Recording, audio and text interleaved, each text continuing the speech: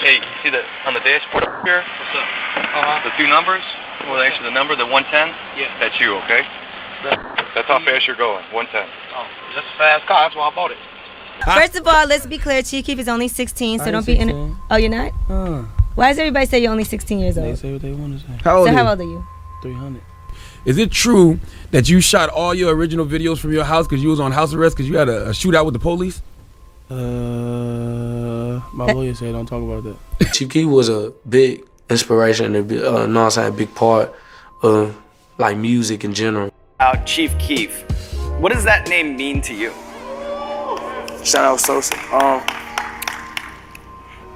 I mean, it's just crazy to see that somebody shooting a video with their friends on their block where they from could end up, you know, being on charts and going platinum and having songs with, you know, Kanye, you know. Explain drill music to people out there that don't know what it is.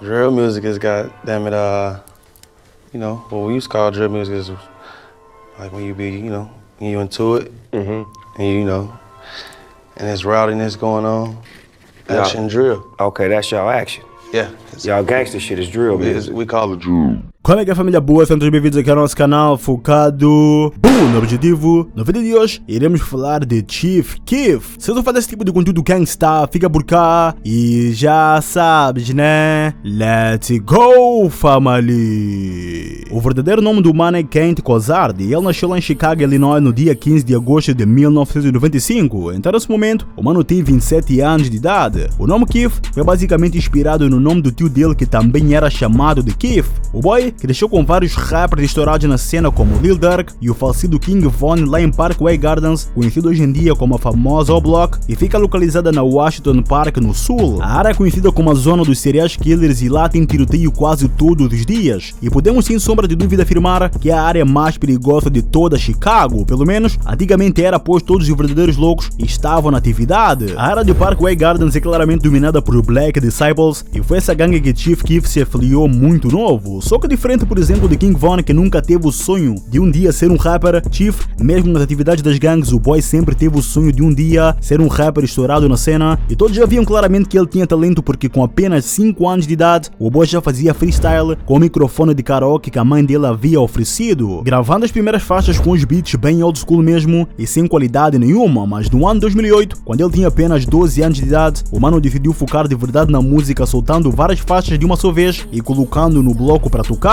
Um tempo depois, ele conheceu um produtor japonês chamado de DJ Ken, que havia se mudado há pouco tempo para os Estados Unidos, e por coincidência, o boy foi viver na zona de Chicago. E a forma que eles se conheceram foi assim meio ao acaso. Houve um dia que o tio de Chief Keef estava a passear com um cão por uma área lá em Chicago e esbarrou com esse tal de Ken. E nisso, os dois tiveram ali uma conversa básica e Ken disse ao tio de Chief que era produtor musical e tudo mais, e nisso, ele decidiu juntar o útil ao agradável e o apresentou ao sobrinho Chief Keef. E nisso, os dois começaram a gravar música juntos e tanto um como o outro eram realmente bem focados, então não tinha como não dar certo. No ano de 2009, Chief, já com 14 anos, os dois lançaram uma mixtape chamada The Wolf Overload e foi aí que os dois começaram a chamar bastante atenção. Só que não sei porque essa mixtape foi apagada da internet, mas facilmente encontrarás algumas músicas por aí. Em uma dessas faixas desse álbum, chamada de Dead and Gone, o boy canta homenageando uma mina que havia sido morta no bairro dele, e a letra é realmente bem forte e dá para sentir o quanto ele gostava dessa garota. E uma coisa que irás notar é a forma diferente dele cantar, mais suave, diferente do Chief que conhecemos, com letras totalmente pesadas e beats bem strongs. No ano de 2010 ele soltou outra mixtape chamada de Chief Mula Express, e nessa mixtape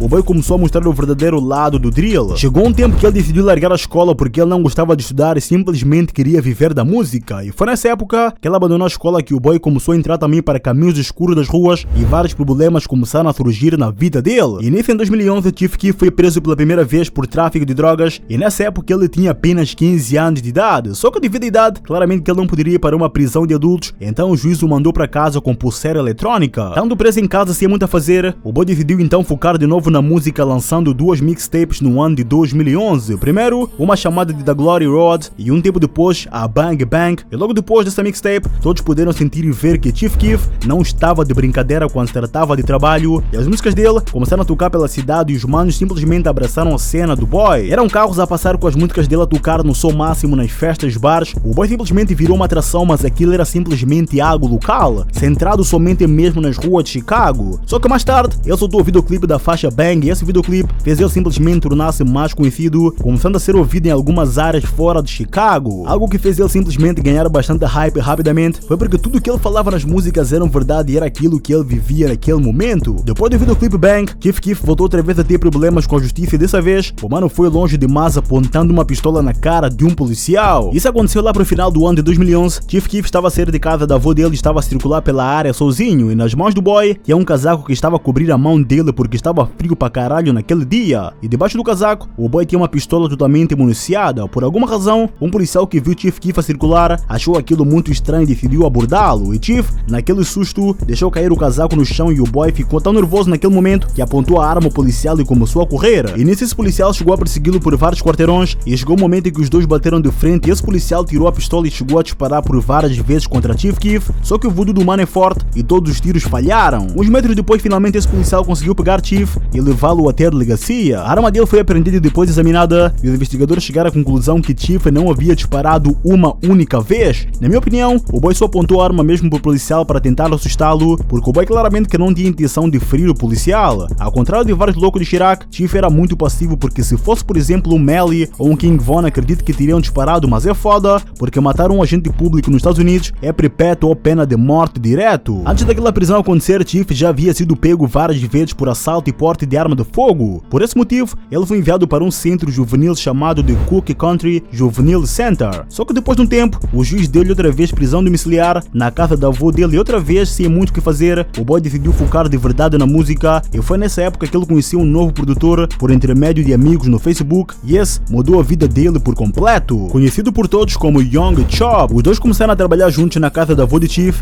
e era quase dia e noite, e não muito depois veio um hit muito, mas muito fodástico. No dia 6 de março de 2012, Chief Keef carregou a famosa faixa I Don't Like para o YouTube, que teve a participação do mano que eu digo que tem 7 vidas, o conhecido como Lil Waze. Só para vocês terem uma ideia do quanto esse cara é imortal, o boy já levou um tiro na garganta e sobreviveu. Esse, até o diabo tem medo de levar. Logo depois de lançar essa faixa, o people abraçou a cena fortemente e todos os olhos estavam em cima de Chief Keef. Apenas alguns dias depois, a música atingiu milhares de visualizações e nisso, um dos maiores produtores e cantores conhecido mundialmente como Kanye West o chamou para um remix dessa faixa I Don't Like. Nem dá para imaginar a tamanha felicidade que ele sentiu a ser chamado para um feat com um cantor daquele nível. E para essa faixa, Kanye West chamou a Pusha T, Jadakiss, Big Sean e, como é claro, o autor do hit Chief Keef. Em pouco tempo essa faixa pegou milhões de visualizações e todos puderam finalmente conhecer Chief Keef, e a partir daquele momento todos começaram a chamá-lo como o menino de Chicago. Não havia ninguém maior que ele naquele tempo. Em um dos primeiros grandes concertos que ele deu, o boy levou todos os manos dele para cantarem a música dele. Eu nunca vi um palco tão cheio como naquele dia. Como sabem, Chicago também é conhecido como Chirac, que é uma junção de Chicago com o Iraque, porque morreu lá quase tanta gente como no Iraque. Com apenas 16 anos de idade, Chief Keef já era considerado uma estrela, lançando várias mixtapes sem parar, e nisso, várias gravadoras começaram a surgir oferecendo milhares de dólares para ele assinar contrato. E nisso ele acabou por assinar com a Interscope Record, que o ajudaram a crescer com a gravadora dele, a Glory Boys Entertainment, e nisso, o boy conseguiu puxar vários manos dele para cima. Esse contrato com a Interscope foi de 6 milhões de dólares, que iriam ser pagos nos próximos 3 anos. Só que problemas com a gravadora começaram a surgir. A parada era o seguinte: se o álbum dele de estreia nessa gravadora não vendesse mais de 250 mil cópias por um prazo, automaticamente os diretores da gravadora poderiam expulsá-lo. No dia 18 de dezembro de 2012, o álbum dele, Final Wish, foi lançado e acabou por vender na primeira semana apenas 50 mil cópias. Nesse álbum foi encaixada a faixa I Don't Like e Love Sauce. Infelizmente, as cópias não alcançaram o número que eles haviam colocado no contrato, e nisso o boy começou a ter vários problemas com a gravadora, começando a não aparecer em vários concertos por razões desconhecidas, e também continuou a ter vários problemas com a lei, violando a liberdade condicional por diversas vezes. E nisso, muitas pessoas começaram a dizer que a carreira dele havia ido por água abaixo, e muitos diziam que ele era igual a muitos outros cantores que lançavam uma música foda e depois se afundavam. Só que em 2013 Chief provou que era foda e o mano continuava ainda a ser para muitos o número 1 de Chicago. O boy, que nunca deixava os fãs para trás, e quase todas as semanas ele lançava músicas novas, colaborando em uma faixa com Kanye West outra vez chamada The Hold My Liquor, do álbum dele Jesus. Kanye West colocava 100% fé que Chief Keef era realmente bom e sabia que ele poderia tornar-se um dos maiores artistas da indústria. Logo depois, Chief lançou mais 3 mixtapes e entre elas estava Bang Bang Parte 2, que foi lançado quando ele tinha apenas 18 anos de idade. Só que muitos fãs começaram começaram a sentir que Keef não era o mesmo e que as músicas dele não tinham assim mais tanta intensidade, e alguns começaram a dizer que talvez era por causa do vício dele em drogas. E foi por esse motivo que em 2014 ele lançou uma música chamada The Fuck Rehab, que em português significa Foda-se a Reabilitação, com o primo dele que era conhecido como Big Glow. Apenas algumas semanas depois, Big Glow foi assassinado em um tiroteio em Chicago, e depois da morte do primo, Chief ficou realmente muito abalado, mas mesmo com o luto, o boy continua a trabalhar lançando várias novas mixtapes e continua a fazer diversas turnês e concertos. Só que chegou o momento que o mano decidiu dar uma breve pausa e aprender a fazer os próprios instrumentais. Só que as coisas só foram piorando nesse mesmo ano de 2014 e o boy anunciou que havia sido expulso da Interscope. Nisso, ele decidiu sair de Chicago e ir para Los Angeles à busca de outras oportunidades, porque Chicago naquela época estava perigoso demais e ele não queria morrer. Já em Los Angeles, em 2015, o boy decidiu meio que dar uma sumida por um tempo e aprender a mexer com Photoshop e essas paradas de edição. Chief é o mano que prefere pôr as mãos na massa, segundo ele, e o que eu acho também é que quando tu fazes algo para ti é bem mais glorioso. Imagina, por exemplo, o que é tu ias cantar em um estúdio pago, se calhar a pessoa que vai fazer a masterização do teu som não vai deixar a teu gosto, possivelmente, se tivesse um estúdio em casa, irias fazer do teu jeito. Então logo após ele ser expulso da gravadora, muitos pensaram que ele iria parar de cantar e tal, mas não, o boy continuou lançando várias faixas e uma delas foi uma homenagem pro primo dele que havia morrido. Uma semana depois de ele soltar essa faixa, o boy perdeu outro mano da Glow Gang chamado De Capo, que foi morto em decorrência de um drive-by em Chicago. E passado um tempo, ela admitiu que sair de Chicago foi a melhor coisa que ela havia feito, porque possivelmente se ele tivesse ficado por lá, o mano já nem estaria vivo. Então mesmo depois dessas perdas, o mano continuou a trabalhar sem parar. Chegando em março de 2016, Chief Keef disse no Twitter que queria abandonar a música para sempre. Nisso, muitos fãs surtaram. Só que no início de 2017 ele voltou a lançar uma mixtape chamada The 2107, que teve a participação de artistas do topo. Já no ano de 2018, Chief Keef teve outra perda, mas dessa vez do primo dele mais chegado, conhecido como Fredo Santana. Fredo tratava Chief meio que um pai, e foi ele que investiu em Chief no início da carreira. Quase todas as brigas que Chief tinha, Fredo ia lá e resolvia. Por exemplo, quando ele teve a briga com os manos da O-Block, Fredo disse logo: não mexa com o meu primo, senão balas vão voar. Fredo é considerado hoje um dos manos mais respeitados de toda Chicago, e ele morreu devido a problema do estômago devido ao uso de lean. E tem um vídeo onde explico tudo acerca de Fredo, vou deixar aí nos comentários para vocês darem uma checada. O facto é que Chief Keef, apesar de várias perdas, o mano manteve o foco e nunca parou de trabalhar, apesar de não ter lançado os mais hits. Deves dar graças a esse mano, porque foi o boy que colocou Chicago no mapa na cena do drill, e sim, temos que respeitar. Muitos dizem que ele é um medroso por sair de Chicago, mas na minha visão ele simplesmente foi inteligente. Ele viu vários manos dele que estavam a morrer, para que ele iria ficar lá? E não, família, Chief Keef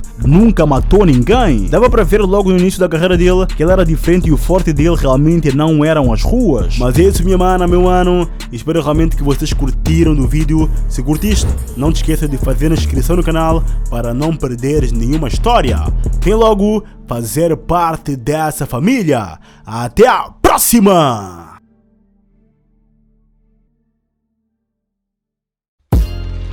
Yeah, let's go! Subscreve o canal, subscreve e deixa o teu like. Yeah. Subscreve o canal, yeah, yeah. Focado no objetivo. Yeah. Subscreve o canal, yeah, yeah, yeah. E deixa o teu like. Subscreve o canal, focado no objetivo. Yeah.